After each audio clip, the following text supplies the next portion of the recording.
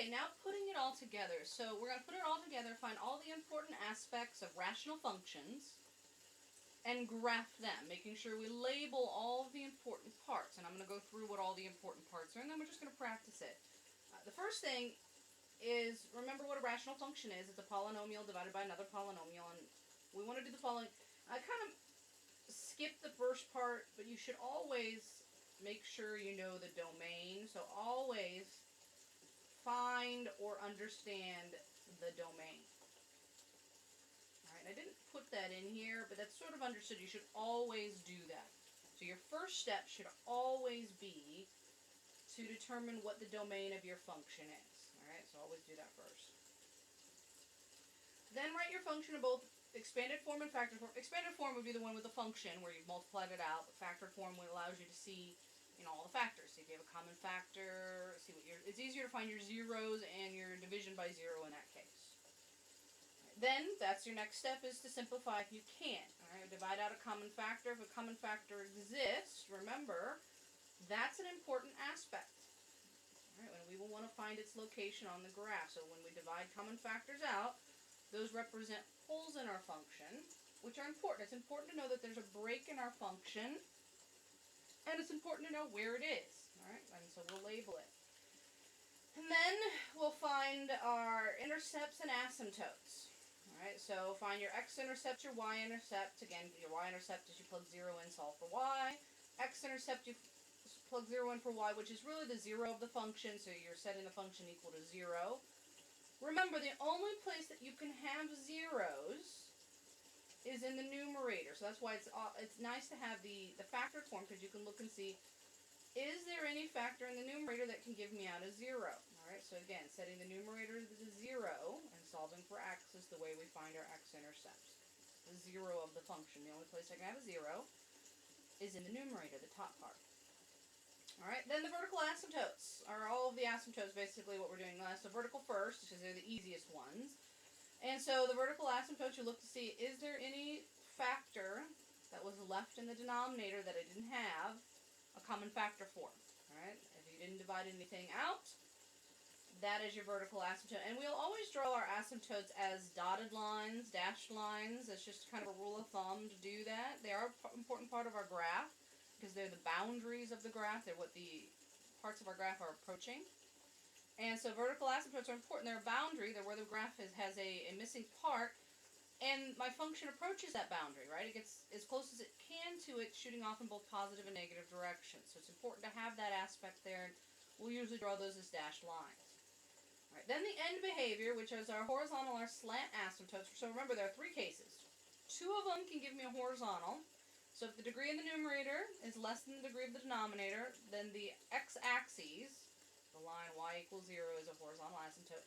And we usually indicate that by writing out the y equals 0 against the x-axis to indicate this is an asymptote. The second case is if the degrees are the same, then it's the leading term that will give me out my horizontal asymptote. So again, we'll draw it as a dashed line.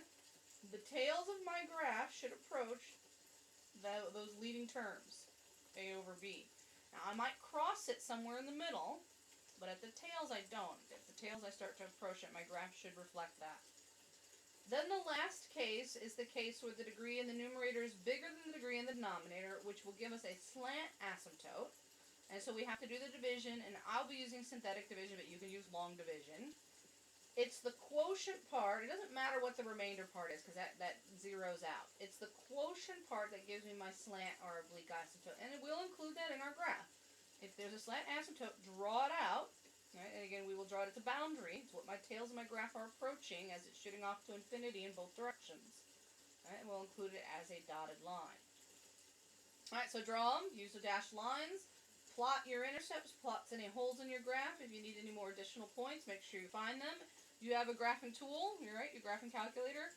Use it to help you make sure you get a clear picture. But remember, the graphing calculator is limited. It doesn't necessarily show the holes in my function very well, if at all. It doesn't necessarily tell me what my asymptotic behavior is. I can use it to find my intercepts, but that's about it. It's there to help you and guide you, but you really need to do the algebra in order to find the correct graph and then label all the important points. Alright, so we're just going to practice that. Alright, so we're just going to graph a bunch of different rational functions. And so I'm going to do the first example, and then I'll cut away to another video and do the next examples. Alright, so my first example here is my rational function x squared plus x minus 6 divided by, so it's a polynomial, quotient polynomial, or quadratic polynomial. So both of them are factorable, and I'm going to factor them real quick.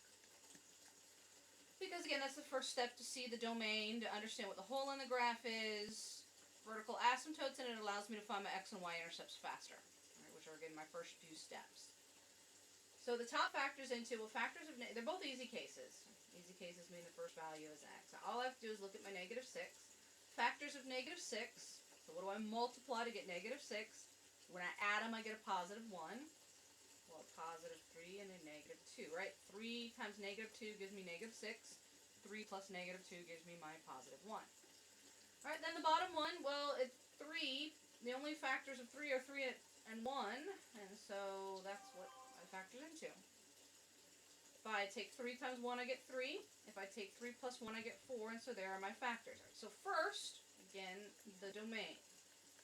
Always write out what the domain is. So remember, the denominator cannot be 0, and so I cannot have a negative 3, and I cannot have a negative 1. Negative 3 and negative 1 will give me errors, so give me division by 0. And so my domain is everything but negative 3, can't be negative 3, and it can't be negative 1. Right, so that's the first step. So it means there are breaks in my graph at negative 3 and negative 1, and there's two things that can happen when I break. Either it breaks asymptotic behavior, or it breaks such a hole in my graph. Actually, in this case, I have one of each. The first thing we do is look to see if we can reduce, right, which we can't. Reduce r of x, there is a common factor. Right. X plus 3 is a common factor. It means x plus 3 divided by x plus 3 is 1, and so that can reduce down to x minus 2, and that's it. That's as simplified as it gets. And so we had a common factor, x plus 3. Now, this is still not in my domain. And so the common factor tells me that there is a hole at the x value negative 3. And then I find what the y value is by plugging it into the reduced form. So the y value would be negative 3 minus 2 over negative 3 plus 1. And so it comes out to 2.5. And so when I go to graph it, it's going to be important to draw an open point, right? The hole in the graph means this is an open point on my graph. And I've got to remember to do that. It's this very significant part of my graph. It's very, very important that I remember that. All right, and then I'm actually going to, before I do my intercepts, I'm actually going to do my vertical asymptotes. I think it's easier to do it here, even though it's a third step, not second step. I'm actually going to do my vertical asymptote next. All right, vertical asymptote.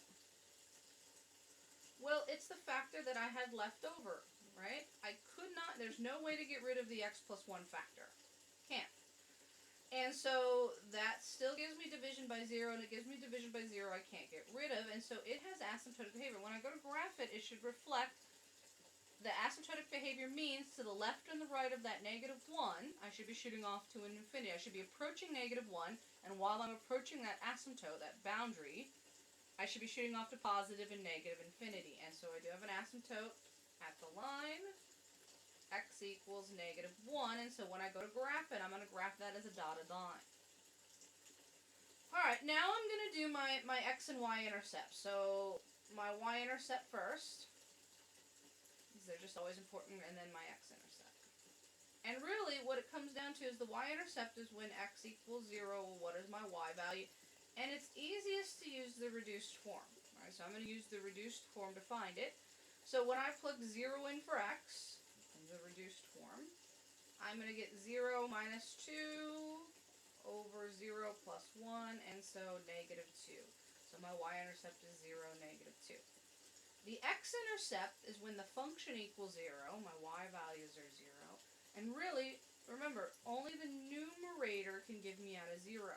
So only that x minus 2 can give me out a 0, only the reduced form, right, because x plus 3 is not a part of my function, and so I do have a y-intercept at x equals 2, so 2, 0. Right, and so I'm going to remember to plot those points when I go to my graph. Alright, so this is an important part of my graph I'm going to plot. This is an important part of my graph I'm going to plot. Alright, the last thing we do is our end behavior, which is if we have a horizontal or slant asymptotes. Alright, so I look to see, well, the degree of the numerator and the denominator, so I go back to my original. And so the degrees are the same. And the number out front of both of these is understood to be 1, right? The leading coefficient is 1, and so 1 over 1 is just 1.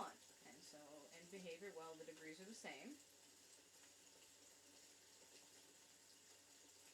And so it's the leading coefficients, which is just 1. And so we do have a horizontal, no slant, asymptote, y equal 1, which again I'm going to draw as a dashed line. Alright, so I'm going to get my graph started, and then I'm going to kind of check my answers with the graphing calculator. Alright, so my graph. So the important parts, so there's my y-axis, there's my x-axis. Alright, so first thing I like to graph are my asymptotes. So I've got an asymptote. I'm going to just mark off a few dash lines. Alright, so asymptotic behavior, and I'm going to do it as a dotted line in red. So I have an asymptote. Well, I'll just do the first one that I can see up here at y equals 1. Well, y equals 1 would be the y values are 1, so it goes through the y equals 1. And remember, that's my horizontal asymptote, y equals 1. And then I had a vertical asymptote at x equals -1, so x equals -1 would put me here. So remember, dotted lines, that's my asymptote, x equals -1. Then I'm going to go ahead and write the open point so I don't forget. So I'm going to draw my open circle, -3, sorry, I should have been positive 2.5.